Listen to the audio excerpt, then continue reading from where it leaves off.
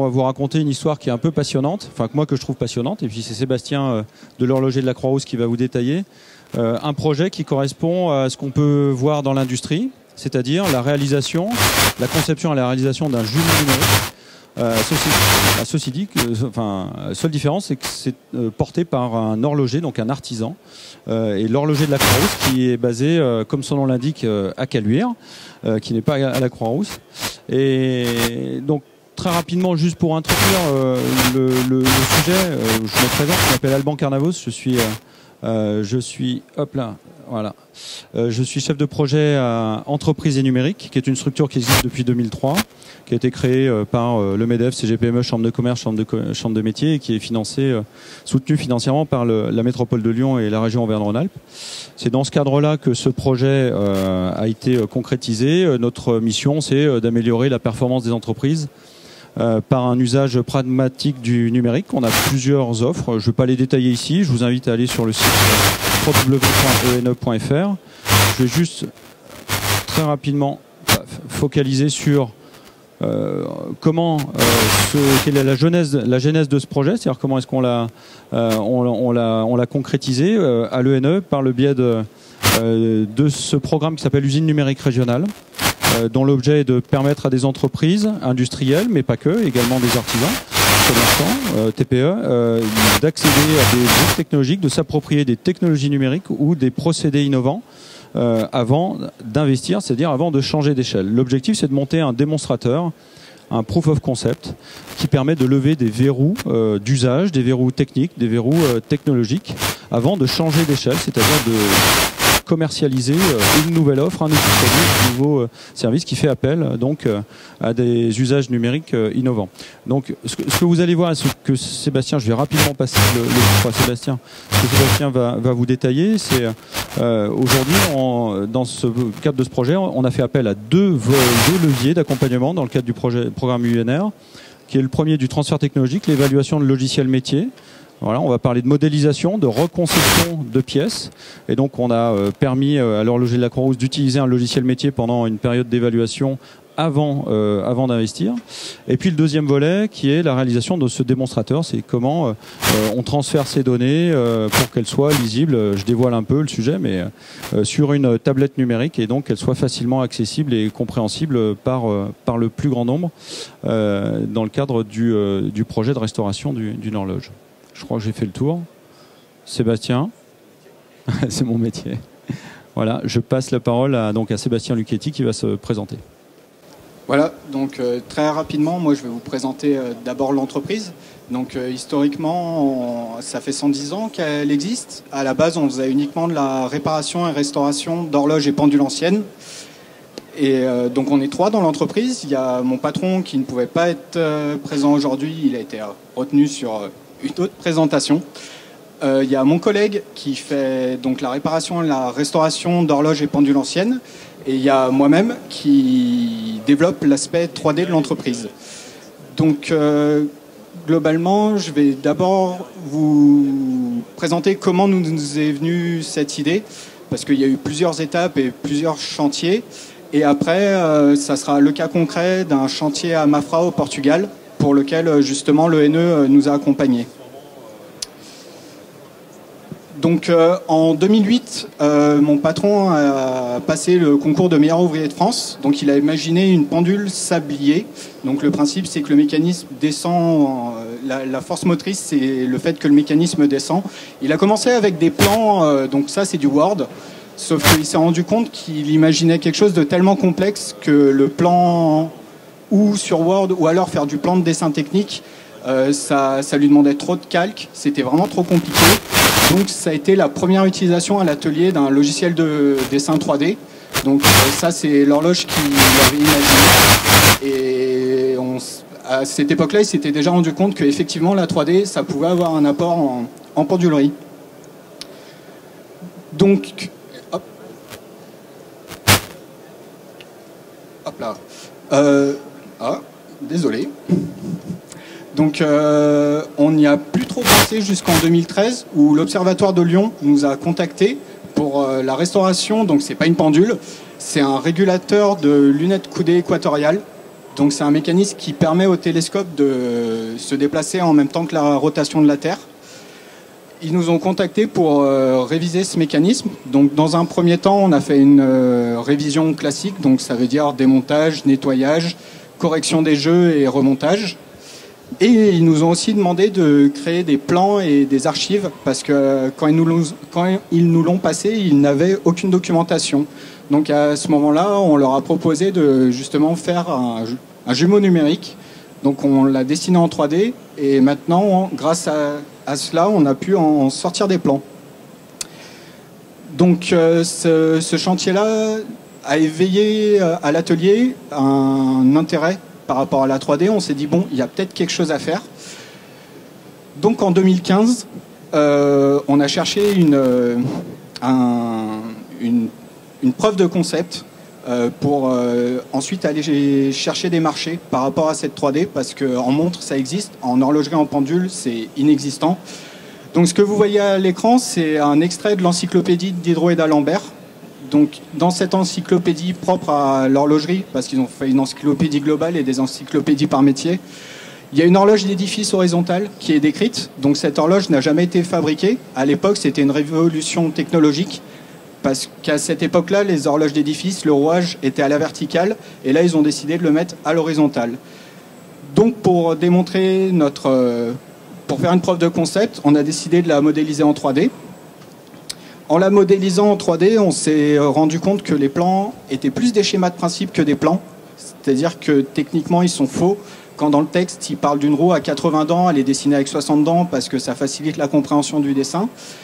Et même dans le texte, on a trouvé des erreurs, c'est-à-dire que c'était pas montable, c'était pas fonctionnel. Donc on a apporté les modifications nécessaires en respectant l'esprit de l'époque.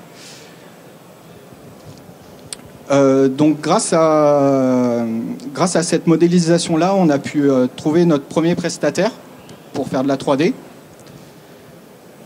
Donc notre premier prestataire, ça a été le château de Vaux-le-Vicomte, qui se situe en dessous de Paris. Donc on a restauré les 12 pendules du château, ainsi que l'horloge d'édifice. Donc pour l'horloge d'édifice, on a fait une révision horlogère, on va dire classique, donc démontage, nettoyage, remontage et remise en fonctionnement. Et ils ont été séduits par l'idée de faire une modélisation 3D. Parce que cette horloge-là, on l'aperçoit vraiment de loin dans la visite. Et on ne peut pas l'approcher de près. Donc l'avantage de la 3D auprès des visiteurs, c'est de pouvoir expliquer son fonctionnement, son interaction par exemple avec les cloches, avec le cadran de façade, où sont les poids, un peu où sont situés tous les différents éléments du mécanisme. Donc maintenant, la vidéo que vous voyez, elle est accessible aux visiteurs à côté de l'horloge. La plus-value aussi pour le château comme pour nous, c'est que ça permet de justifier encore plus fortement le fait d'entretenir un mécanisme ancien. En 2017, on a été contacté par le musée de Cluse qui a une collection d'échappements. Donc l'échappement, c'est la partie finale d'un rouage en horlogerie. C'est ce que vous entendez, ce qui fait le tic-tac. Et ça permet au rouage de s'écouler au rythme du balancier. Donc ils ont une collection de 32 maquettes qui est unique au monde là-bas. Sauf qu'ils ne savaient pas vraiment comment la valoriser parce que la plupart sont à l'arrêt et c'est sous des dômes. Il y a certains échappements où il se passe énormément de choses en un quart de seconde. Donc c'est pas forcément compréhensible pour les visiteurs. Donc pour le moment, on a restauré et modélisé deux des échappements. Donc la modélisation, ça permet d'expliquer le fonctionnement aux visiteurs. Parce qu'on peut faire des vues de coupe, on peut ralentir le mouvement, on peut donner le nom des pièces. Donc là, c'est vraiment une exploitation point de vue médiation culturelle.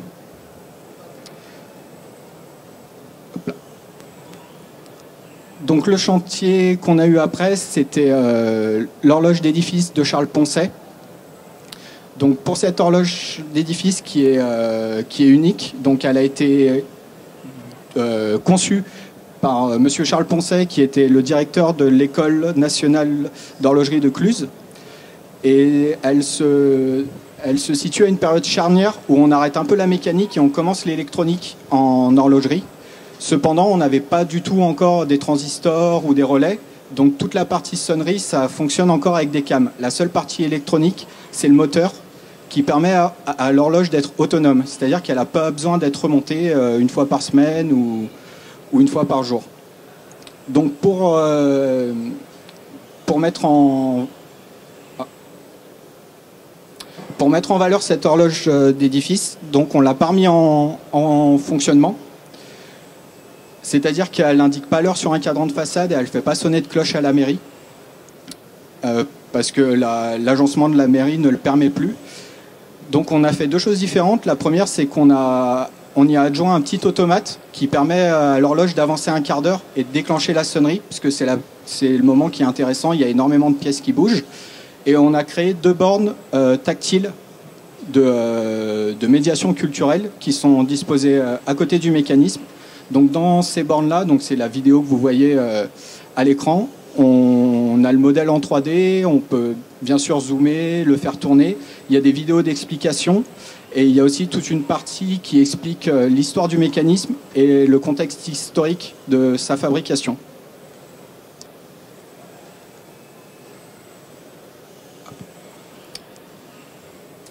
Donc maintenant, je vais vous parler du cas concret sur lequel l'ENE nous a aidés.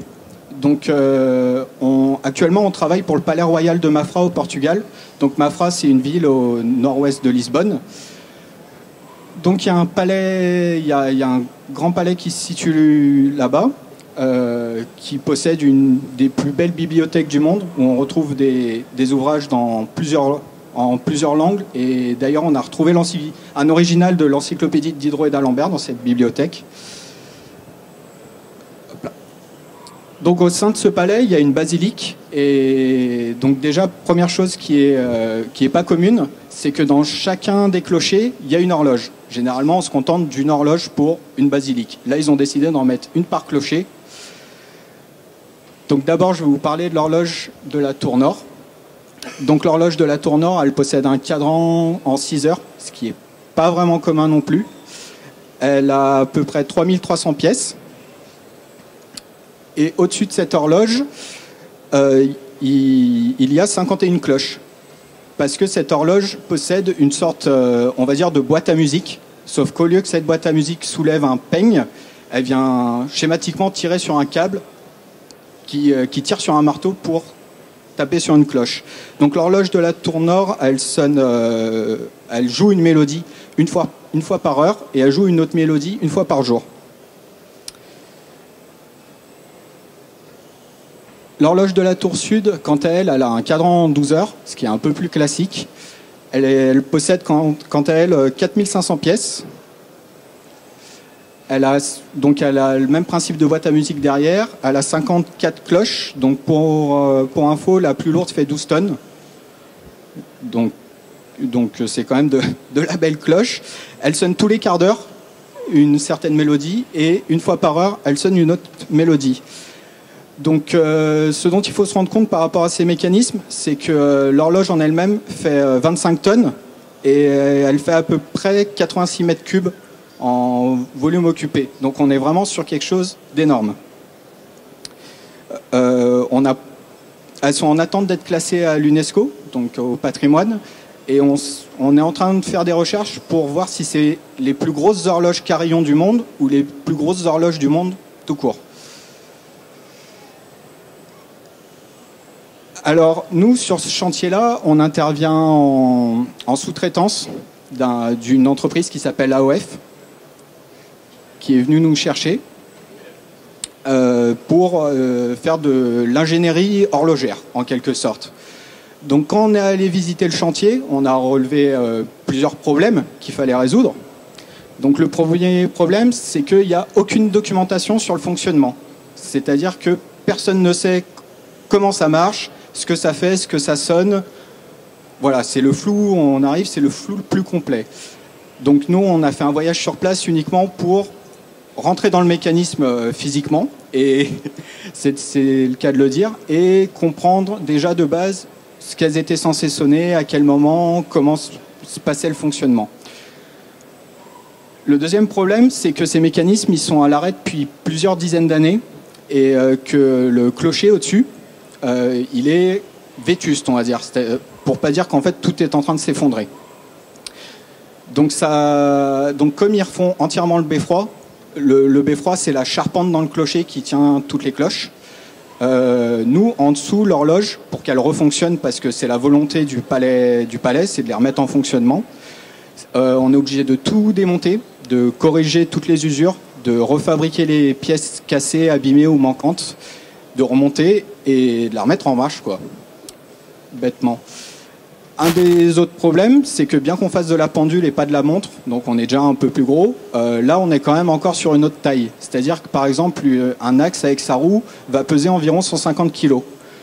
Nous, on ne sait pas manipuler des pièces comme ça. Le deuxième problème aussi, comme je l'ai évoqué tout à l'heure, c'est le nombre de pièces. C'est-à-dire qu'il y en a, pour la première, il y en a 3300.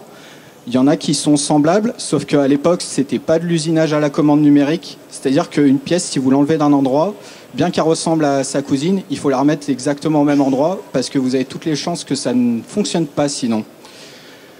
Donc nous, ce que je disais tout à l'heure, c'est qu'on avait un travail d'ingénierie là-bas. La manutention, elle allait être faite par les ouvriers de AOF. Donc il fallait qu'on trouve une solution pour communiquer de manière efficace avec eux. Parce que autant eux savent manipuler des charges lourdes, mais ils ne sont pas horlogers. Et il y a la barrière de la langue, sachant que personne ne parle portugais malheureusement à l'atelier. Le dernier point qu'on avait relevé, c'était l'entretien après notre intervention, parce que c'est bien beau de les remettre en marche, mais il faut que ça fonctionne dans le temps. Donc ça voulait dire qu'il fallait créer une documentation et leur expliquer comment s'en servir en fait, bêtement. Donc, pour résoudre la plupart de ces problèmes, en plus de la connaissance qu'on avait à l'atelier, on a jugé obligatoire de créer ce qu'on appelle un jumeau numérique. Donc, en fait, ça revient à dessiner entièrement l'horloge en 3 dimensions pour pouvoir... je vais vous présenter l'utilité de la dessiner en 3D. Donc sur ce chantier, par rapport à ce chantier, il y a l'ENE qui nous a accompagnés. Donc ils nous ont... Ah, il y a un logo qui a sauté. Ils nous ont permis de... On s'est posé la question de la pertinence de l'utilisation de SolidWorks. Donc ils nous ont validé sur notre choix d'utiliser SolidWorks pour ce grand chantier. Ils nous ont aussi mis une licence temporaire de 6 mois afin de réaliser le chantier. Ils nous ont mis en relation avec INSA Valor, donc qui est hébergé au sein de l'INSA, parce qu'à un moment, on avait imaginé de faire un scan 3D, donc chose que sait faire INSA Valor. Malheureusement, il y avait plusieurs problèmes. Le premier problème du scan 3D, c'est qu'il fallait l'effectuer. Comme on avait besoin de la dessiner pour leur expliquer comment démonter, il fallait faire le scan 3D horloge montée.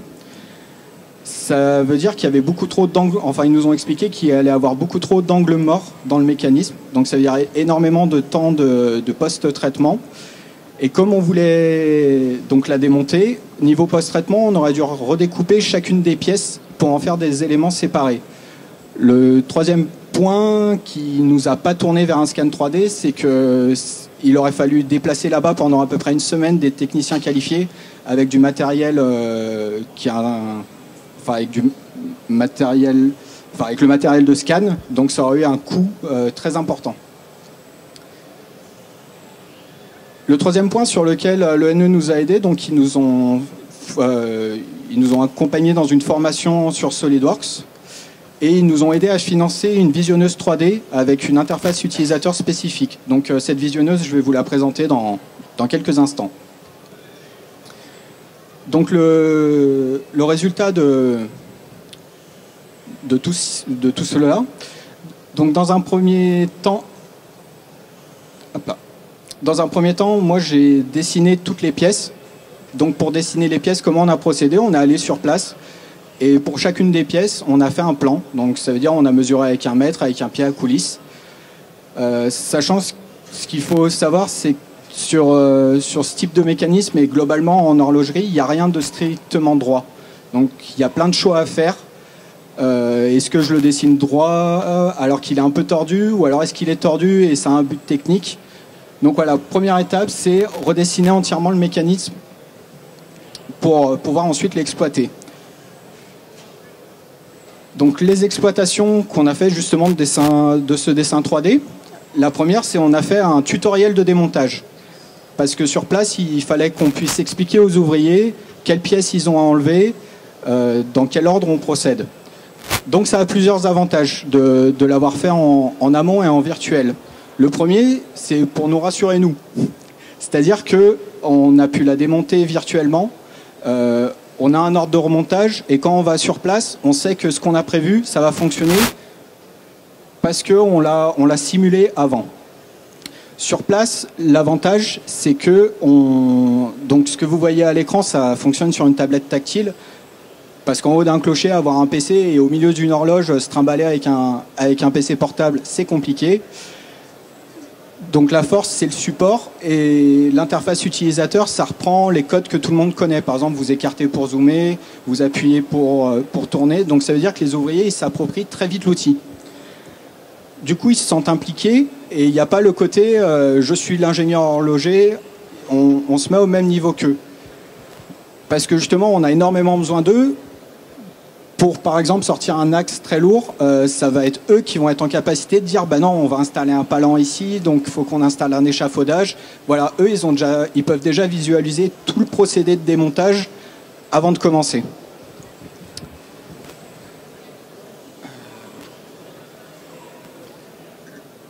L'autre exploitation du résultat, c'est le fait de créer une nomenclature. Parce que c'est pas une fois que vous démontez, c'est rigolo, mais c'est pas une fois que vous avez vos 3000 pièces par terre qu'il faut vous demander où elles vont.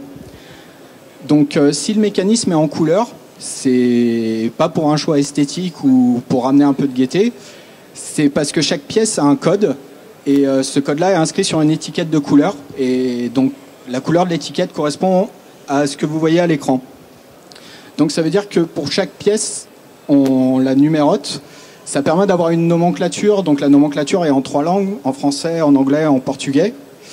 Et dans cette visionneuse, vous avez aussi un moteur de recherche. Par exemple, si vous trouvez une pièce dans un coin et vous vous demandez qu'est-ce que c'est, où elle va, vous pouvez chercher la pièce, et directement la visionneuse va vous indiquer à quel endroit la replacer.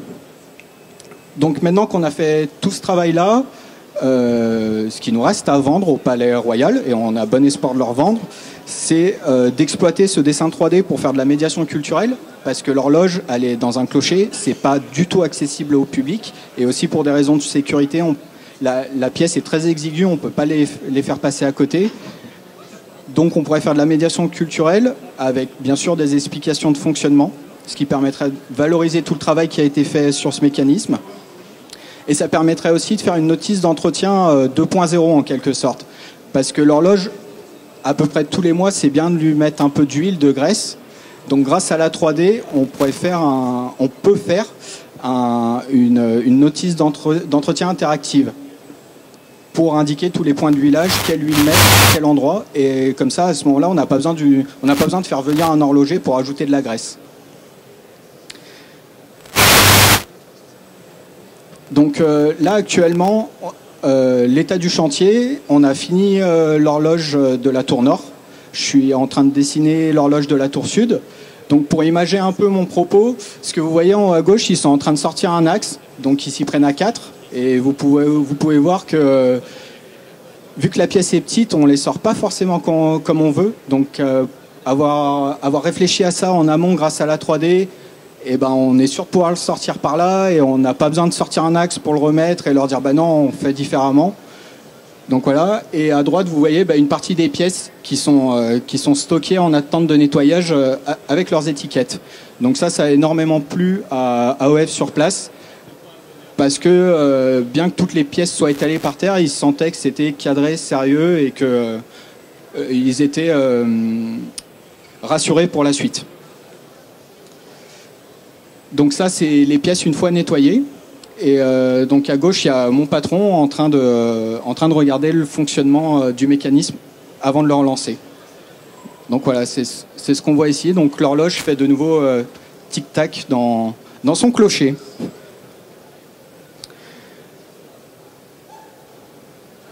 Hop là. Donc Donc voilà, c'est... Désolé. Bah merci, c'est super.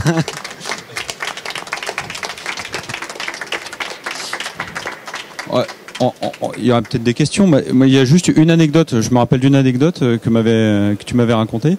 C'est que il me semble que vous aviez égaré une pièce où que le fait d'avoir une nomenclature, ce qu'on a vu rapidement avec des codes couleurs, c'est-à-dire vous avez des pièces bleues, vous avez une nomenclature, un code, etc. Puis je crois que dans l'atelier un jour ils sont tombés sur une pièce ou sur une étiquette et grâce à la tablette ils ont pu repérer et au code qui était sur l'étiquette à quoi correspondait cette étiquette et le replacer sur la bonne pièce. C'est tout bête parce que voilà. Quand tu imagines avoir 3000 pièces dans une salle, vous trouvez une étiquette, bah là vous êtes capable avec la tablette de se dire bah cette pièce, ah oui c'est celle-ci et elle est stockée à cet endroit-là. Visuellement on peut la repérer et remettre la bonne étiquette sur la bonne pièce. Voilà, je crois que c'était... Oui, c'était ça. Bah, en fait c'est un énorme chantier comme ils refont les clochers. Il y a énormément de passages et on avait retrouvé, donc c'était au Portugal, on avait retrouvé une étiquette par terre. Donc ça veut dire qu'il y avait une des pièces qui avait perdu son étiquette. Donc en tapant le code dans la tablette, on a pu se dire bah oui c'est telle pièce et après visuellement en les regardant par terre, on a retrouvé la pièce qui avait perdu son étiquetage. C'est-à-dire qu'il y a le volet numérique, c'est très séduisant. Hein, voilà, vous avez vu. D'ailleurs, tu as la tablette, hein, je crois que j'ai la tablette. Tu peux le montrer. Mais il y a un peu d'organisation aussi. C'est-à-dire que l'organisation et le numérique, ça va ensemble. Hein. C'est-à-dire qu'une fois qu'on a une base méthodologique organisée et puis s'organiser pour un chantier comme celui-ci, c'est assez colossal, surtout pour une petite équipe. Hein. L'horloger de la Croix-Rousse, c'est 3 personnes. Donc déjà c'est une prouesse technique d'être capable de se positionner sur des marchés comme celui-ci et ensuite avoir une bonne organisation et puis un outil qui est assez accessible finalement. Voilà, on n'est pas sur des investissements colossaux. Hein. Par contre ça apporte une vraie aide. Voilà, je sais pas ce que vous en pensez. Moi je trouve ça super séduisant comme projet. Je trouve ça passionnant et puis c'est à 2 pas de chez nous donc voilà, ça se passe à Caluire. Pardon. Ça veut dire que tous les métiers sont impactés à un moment par le numérique. Oui, pour le moment, on va dire avec un peu de prétention, on a été les seuls à avoir l'idée pour la pendulerie. Je pense qu'il y a... Parce que les gens, généralement dans une pendule, malheureusement, on voit le cadran, on voit le balancier, et tout le monde se dit, ça intrigue énormément de personnes, ces roues qui tournent derrière. Donc c'est vrai que pouvoir rentrer dans les mécanismes, pour le moment en tout cas on a une demande, ça intrigue les gens. C'est le moment où je fais ma pub nulle. Non. Mais en fait la plupart du travail que j'ai effectué, il est mis en ligne sur YouTube. Donc si vous tapez l'horloger de la Croix-Rousse sur YouTube, vous allez trouver la plupart des vidéos qu'on a fait pour les différents prestataires parce que je suis allé un peu vite sur certains points. Donc voilà, et même nous, on voit, rien que pour nos clients, donc pour notre activité classique, je vais prendre un exemple bête, mais vous avez votre voiture, il y a un pneu qui est dégonflé, vous n'avez pas besoin d'un garagiste, normalement. Et ben pour une pendule, c'est pareil. Des fois, votre pendule s'arrête, vous n'avez pas forcément besoin d'un horloger. Il y a quelques manipulations que le client peut faire, mais c'est pas forcément simple à expliquer par écrit. Donc là, actuellement, elles sont pas encore sorties parce qu'on manque de temps. Mais c'est plus qu'un projet, c'est en cours de réalisation. On va faire des vidéos, des tutoriels pour relancer votre pendule vous-même si vous n'avez pas besoin d'un horloger. Donc là, ça va être à la fois mon collègue qu'on va filmer en train de manipuler, mais pour montrer des points de détail ou ce qui se passe, on va se servir de la 3D parce qu'on a déjà une banque de mécanismes qui sont les grands classiques de la pendulerie française qui sont modélisés. C'est passé un peu vite, mais l'horloger de la Croix-Rousse, c'est une entreprise qui a été créée en 1906. C'est la 5e génération ou 4e? Nous, on est la 5e, même si on n'est pas les fils de mon patron, mais on est la 5e génération. En tout cas, voilà, François Simon Fissier est la 5e génération, et donc voilà, effectivement, pour répondre à votre question, tous les domaines, tous les métiers sont concernés. Ça, quand on le voit, c'est évident. Et surtout, on peut être entreprise labellisée entreprise du patrimoine vivant, qui a plus de 100 ans d'existence, et puis être toujours ici, petite équipe, 3 personnes, et se positionner sans rougir, sur quasiment le même pied d'égalité que des industriels dans l'industrie manufacturière, automobile ou autre. Voilà. Je trouve que c'est assez intéressant. Je dis voir sur la médiation culturelle parce que vous allez jusque-là. Alors nous, on est organisme de formation, alors forcément, quand on voit ça, on se dit, le jumeau numérique, quelque part, vous transmettez aux ouvriers, là en l'occurrence, mais j'imagine qu'on pourrait élargir ça, du savoir-faire. Alors, on a reçu notre numéro d'agrément il n'y a pas longtemps de formation. Et ben justement, si mon patron n'est pas là actuellement, il donne une conférence et demain, il forme le personnel du musée de Cluses, donc qui est du personnel de musée. Ils n'ont pas une formation horlogère, on va dire, de base. Et pour sa formation, il se sert du travail que j'ai fait en 3D pour former le musée. Récemment, on a restauré une horloge d'édifice dans un village. Et pour former alors ça va pas être le bon terme, je m'en excuse, mais les employés de mairie, pour l'entretien, eh ben on s'est servi de la 3D pour leur expliquer où graisser, ce qu'il fallait faire, ce qu'il fallait pas faire. Donc ça permet de créer des documents. Il y a une autre exploitation aussi du numérique qu'on est en train de développer dans l'entreprise. Alors c'est une idée tout récente. On va la présenter à la foire de Lyon qui arrive dans 2 semaines. C'est de se lancer un peu dans de la création. Alors nous, on va pas faire de la création à partir de zéro. On va moderniser des mécanismes anciens parce que on a eu plusieurs fois des remarques de clients qui veulent restaurer le mécanisme de la famille, mais selon leur goût, ils disent que c'est dans un marbre noir qui est moche et ils peuvent plus le voir. Par contre, le mécanisme les intéresse énormément. Donc l'idée, c'est de sortir le mécanisme du marbre, de le présenter différemment sur un pied, sous une cloche. Après, nous, on est une entreprise de 3 personnes. On ne peut pas se permettre d'avoir du stock, de faire de la création et de l'avoir dans les placards et de présenter énormément de choses aux clients. Donc là, l'avantage de la 3D, c'est que je prends un mécanisme, parce qu'il y a des grandes familles dans la pendulerie, je prends un mécanisme qui est très semblable au leur, je dessine le pied et on voit avec eux si ça leur convient ou pas. On le modifie avant de se lancer dans de la fabrication. Parce qu'on n'a pas la marge financière nécessaire pour partir à l'aveuglette. Donc, et puis nous, ça nous permet aussi de faire, alors à une toute autre échelle que l'industrie, mais de faire de la conception. Parce que moi, la semaine passée, j'ai passé pas mal de mes soirées à dessiner ce qu'on va faire pour la foire avec mon collègue. Et ça permet de réfléchir en amont et ça va être très mal dit, mais d'éviter les pièges à con, quoi. Se dire, bah non, là, ça passe pas, ça va toucher telle pièce. Donc voilà, ça permet d'anticiper. Et maintenant, on a la liste des pièces à fabriquer, on a des plans, il n'y a plus qu'à. Et il y a une partie des pièces, justement, qu'on fait réaliser par des coupes laser ou du fraisage. Et parce que sinon, ça permet de réduire énormément les coûts. Comme c'est déjà dessiné en 3D, sinon on le fait à la main. Alors ça paraît plus séduisant, mais le problème, c'est qu'on va y passer 2 jours. Il faut les facturer les 2 jours. On ne peut pas travailler à perte, il faut que je mange, moi. Et voilà, à un moment, il y a un équilibre à trouver, point de vue artisanat, entre l'usage de commandes numériques et l'usinage à main. Sachant que la chance où on garde quand même l'aspect du métier, c'est que y a des choses qu'on va faire en commande numérique qui va nous dégrossir 90% du boulot et on va faire la finition à l'ancienne, à la main, à la lime, avec des cabrons. Enfin voilà, on fera l'aspect finition plus nous de notre côté de manière horlogère, mais au moins on aura le gros du boulot qui est fait.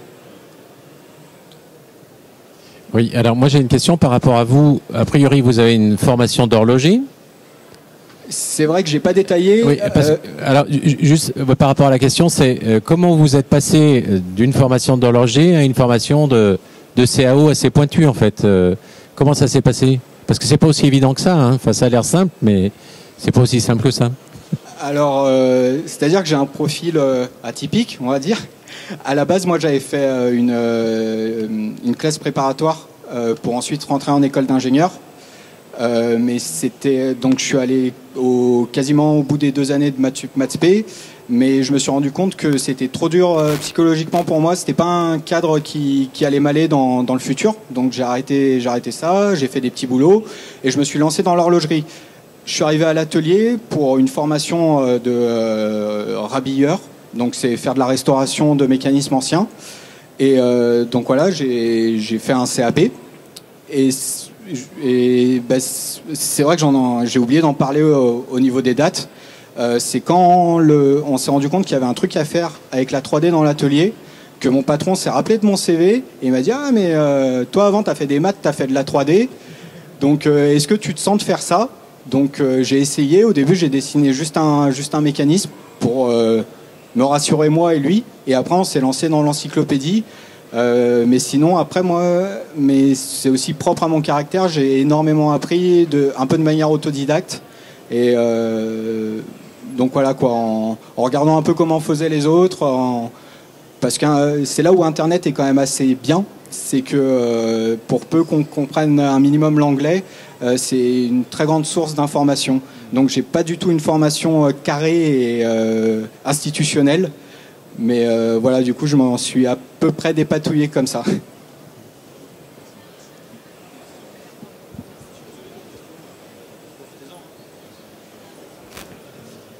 C'est pas tous les jours qu'on voit un horloger qui sort de sa grotte. Aujourd'hui, la formation des jeunes, c'est comment dans l'horlogerie ?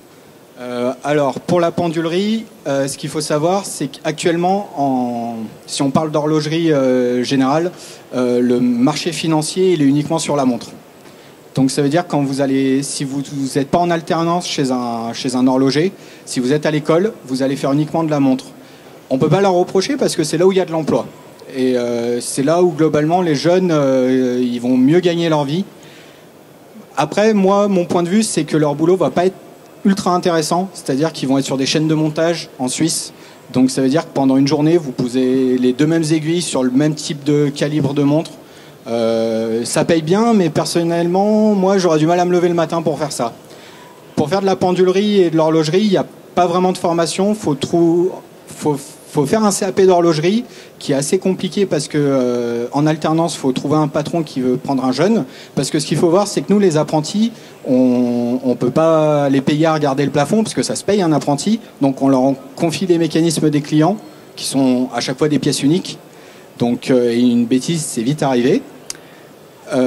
Donc il y a ce problème-là. Et le jeune, il va falloir qu'il se forme sur de l'horlogerie et de la pendulerie pour travailler à l'atelier. Et pour passer son diplôme, le diplôme porte sur de la montre.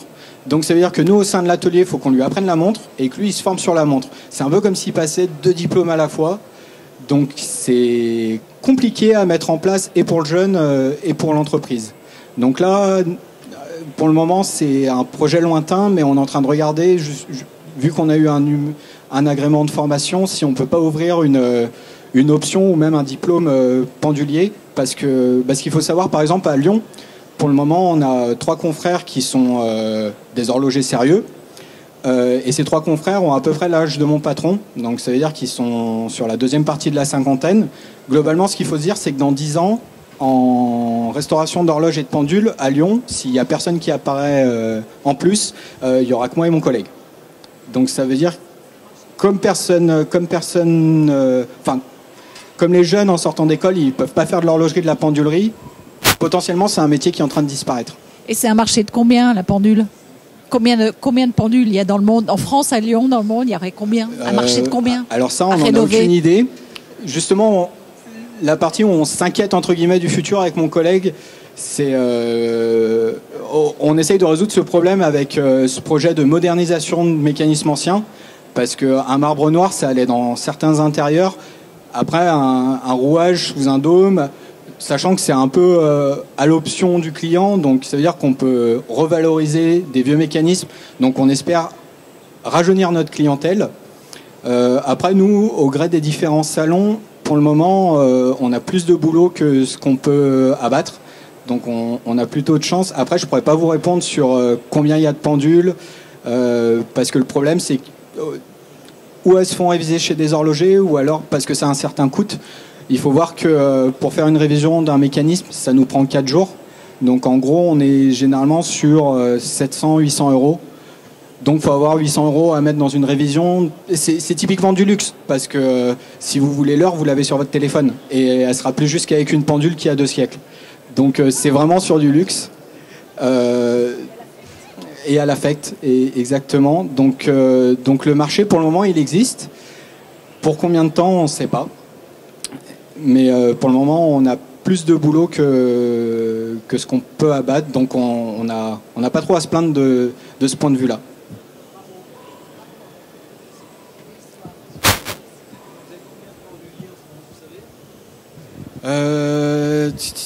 En France, alors je ne saurais pas vous répondre. Non, qui font de la pendulerie, on doit être, je pense qu'on doit être à peu près une cinquantaine et on est 25 entreprises du patrimoine vivant. Donc, mais quand on regarde les confrères, ils ont tous entre 45 et 60. Parce que prendre un jeune, faut la marge économique, faut un peu de courage, faut aussi des locaux adaptés. Et il y a pas mal d'horlogers qui aiment bien leur tranquillité aussi, entre guillemets, parce que le jeune, il va falloir lui donner des horaires stricts. Nous, on a un confrère, par exemple, il va se faire des journées 6h, 22h, mais après, il part 2 jours en Suisse pour aller regarder du matériel, etc. Et donc lui, il peut pas prendre d'apprenti parce que ça casserait son train de vie. Donc voilà. Après, nous, on prend énormément de stagiaires. Actuellement, on n'a plus d'apprentis, on a décidé de faire une pause d'1 an. Parce que moi, depuis que j'y suis, on a toujours eu au moins 1 ou 2 apprentis. Et c'est beaucoup de temps. Faut s'en occuper, quoi. Parce qu'on prend pas un jeune juste pour l'exploiter. Le but, c'est de lui apprendre un métier, quoi. Donc voilà. Là, on fait une pause pour le moment sur l'apprentissage. Et on essaye de voir ce qu'on peut mettre en place pour que ça soit fait un peu plus... Pas intelligemment, mais je vous l'ai expliqué tout à l'heure, la complexité on leur fait presque passer un double diplôme, et en plus avec un CAP, ils vont pas trouver de travail. Il faut au moins un brevet des métiers d'art. Donc CAP, c'est 2 ans, brevet des métiers d'art, c'est 2 ans de plus. Donc c'est-à-dire qu'il faut avoir un jeune 4 ans chez nous, et en brevet des métiers d'art, il est 2 semaines chez nous, 2 semaines à l'école. Donc on lui donne, donc les apprentis, je vous apprends rien, ils sont payés un pourcentage du SMIC, mais en gros ça revient à peu près à le payer un SMIC pour un ouvrier pas qualifié et que vous êtes en train de former, et pour lequel il faut fournir un travail, parce que par exemple le dernier apprenti qui est passé chez nous, on a dû lui préparer une partie de ses examens, il doit faire une pièce, donc ça demande beaucoup d'encadrement, beaucoup de temps. Par contre, ce que je retiens, c'est si vous voulez rentrer en apprentissage, c'est pas avant l'année prochaine. Hein. À l'horloger de la Croix-Rousse. Hein.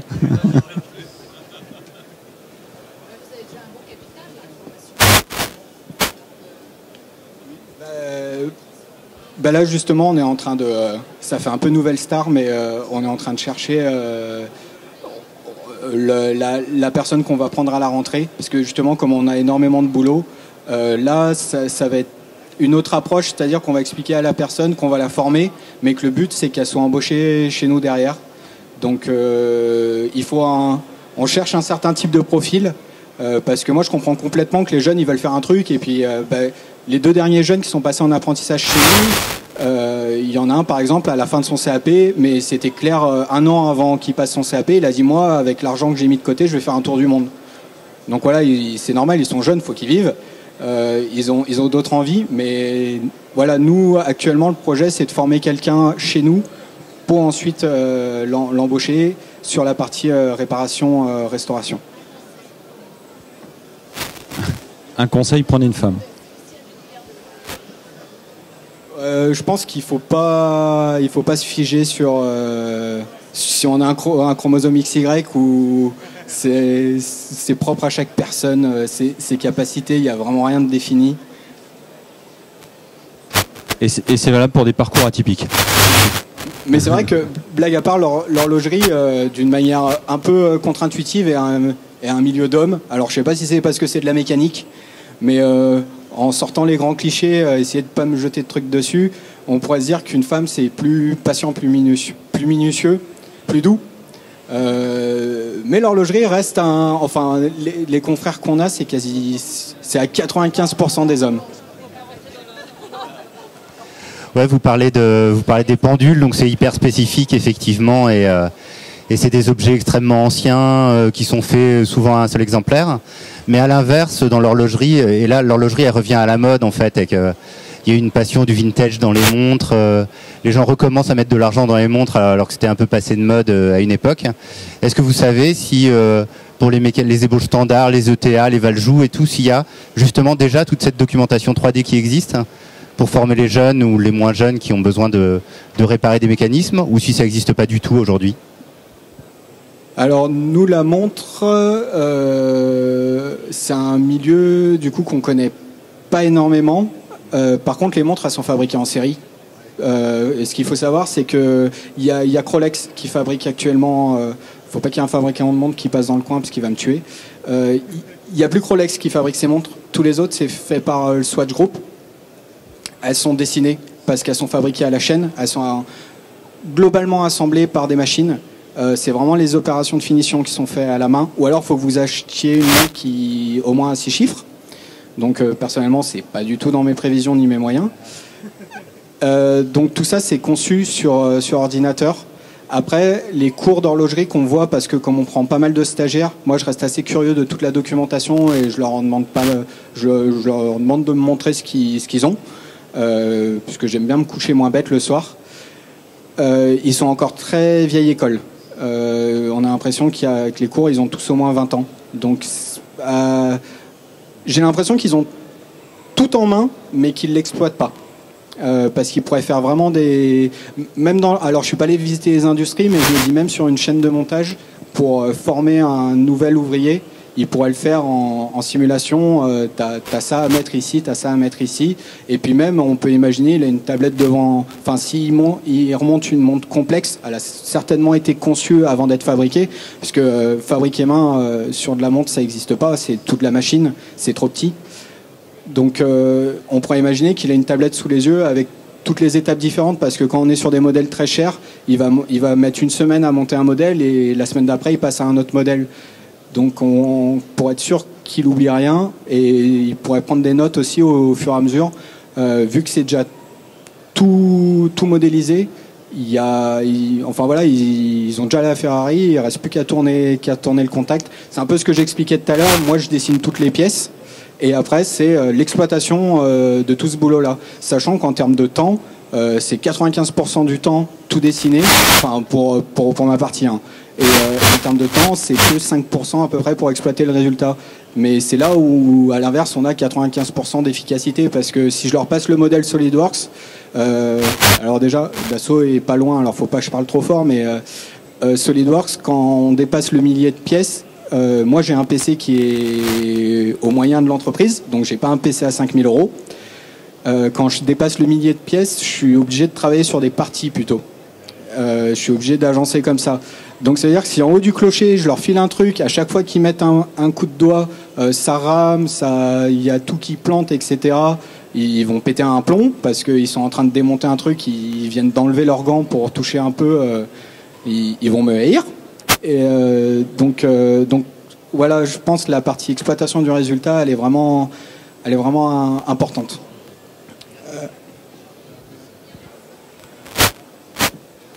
C'est ouvert, si vous avez d'autres questions, sinon,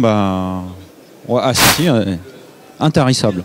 Il est intarissable en plus. Hein. Je passe en apprentissage chez vous. Non, juste une dernière. Tout est fait sur SolidWorks là.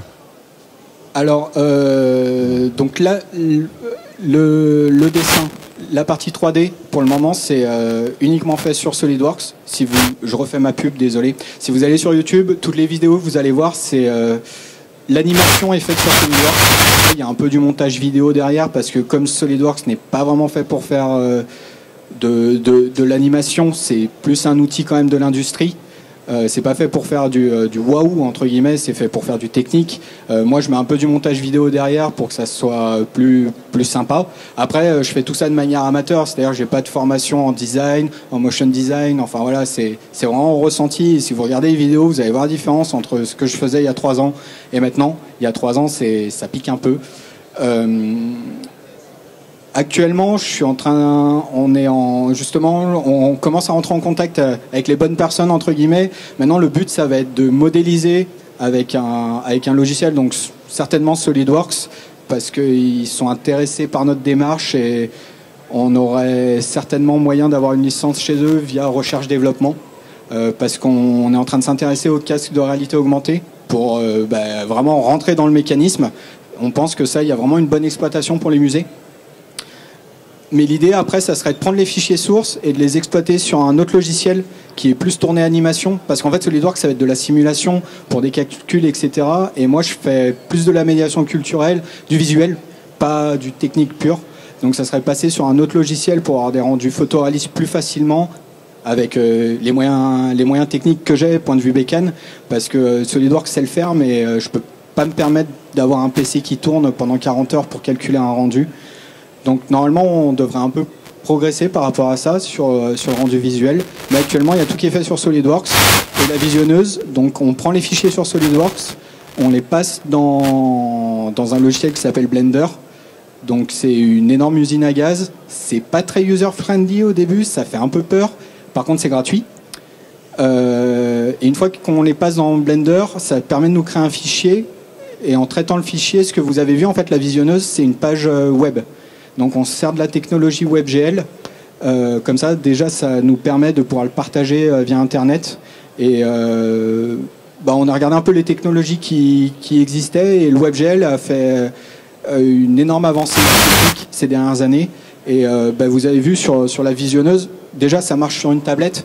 Il y a 3000 pièces à afficher. Et sur une tablette, donc beaucoup moins puissant qu'un PC, on est fluide. Donc il y a vraiment un truc sympa à aller chercher de ce côté-là. Donc voilà, c'est à peu près ça l'idée. Travailler sur plusieurs logiciels suivant ce qu'on fait.